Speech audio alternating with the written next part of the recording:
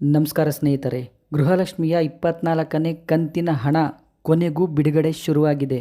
ಹೌದು ಸ್ನೇಹಿತರೆ, ಇದು ಯಾವುದೇ ರೀತಿ ಫೇಕ್ ನ್ಯೂಸ್ ಅಂತೂ ಅಲ್ವೇ ಅಲ್ಲ. ಸ್ನೇಹಿತರೆ, ಯಾರೆಲ್ಲ ಫಸ್ಟ್ ಟೈಮ್ ನಮ್ಮ ವಿಡಿಯೋ ನೋಡ್ತಾ ಇದ್ದೀರಾ ದಯವಿಟ್ಟು ಸಬ್ಸ್ಕ್ರೈಬ್ ಮಾಡ್ಕೊಂಡು ನೋಡಿ. TV2 ನ್ಯೂಸ್ ನಿತ್ಯ ನಿರಂತರ ನಿಮ್ಮೊಂದಿಗಿರುತ್ತದೆ.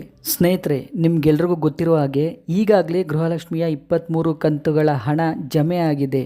ಇನ್ನೂ ಕೆಲವ್ರಿಗೆ ಬರಬೇಕು. ಖಂಡಿತವಾಗ್ಲೂ 95% ಜನರಿಗೆ ಜಮೆ ಆಗಿದೆ. ಇದ್ರ ಜೊತೆಯಲ್ಲಿ ನಿಮಗೆ ಗೃಹಲಕ್ಷ್ಮಿಯ 24ನೇ ಕಂತಿನ ಹಣ 100% ಬಿಡುಗಡೆ ಶುರುವಾಗಿದೆ.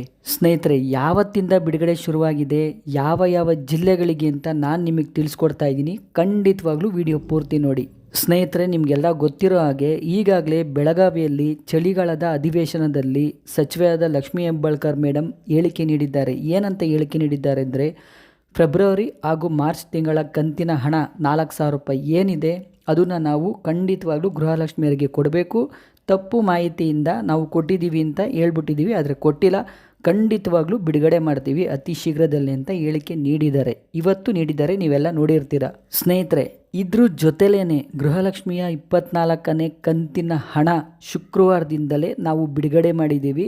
ಖಂಡಿತವಾಗ್ಲೂ 1,25,00,000 ಫಲಾನುಭವಿಗಳ ಖಾತೆಗೆ ಖಂಡಿತವಾಗ್ಲೂ ಇನ್ನು 3ರಿಂದ 4 ದಿನಗಳಲ್ಲಿ ಗೃಹಲಕ್ಷ್ಮಿಯ 24ನೇ ಕಂತಿನ ಹಣ 2,000 ರೂಪಾಯಿ ಏನಿದೆ ಅದು ಹಂತವಾಗಿ ಬರುತ್ತೆ ಅಂತ ಸಚಿವೆ ಲಕ್ಷ್ಮೀ ಹೆಬ್ಬಾಳ್ಕರ್ ಮೇಡಮೇ ಹೇಳಿಕೆ ನೀಡಿದ್ದಾರೆ.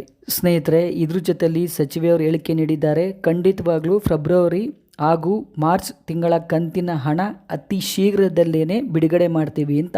ಹಾಗಾದರೆ ಖಂಡಿತವಾಗ್ಲೂ ನಿಮಗೆ ಜನವರಿ 15ನೇ ತಾರೀಕು ಒಳಗಡೆ ಖಂಡಿತವಾಗ್ಲೂ 2 ತಿಂಗಳ ಕಂತಿನ ಹಣ ಬಿಡುಗಡೆ ಆಗುತ್ತೆ. ಸ್ನೇಹಿತರೆ, ಇದೇ ಥರ ಇನ್ನೂ ಹೆಚ್ಚಿನ ಮಾಹಿತಿಗಾಗಿ TV2 ನ್ಯೂಸ್ ಚಾನಲನ್ನು ಸಬ್ಸ್ಕ್ರೈಬ್ ಮಾಡಿಕೊಳ್ಳಿ. TV2 ನ್ಯೂಸ್ ನಿತ್ಯ ನಿರಂತರ ನಿಮ್ಮೊಂದಿಗಿರುತ್ತದೆ.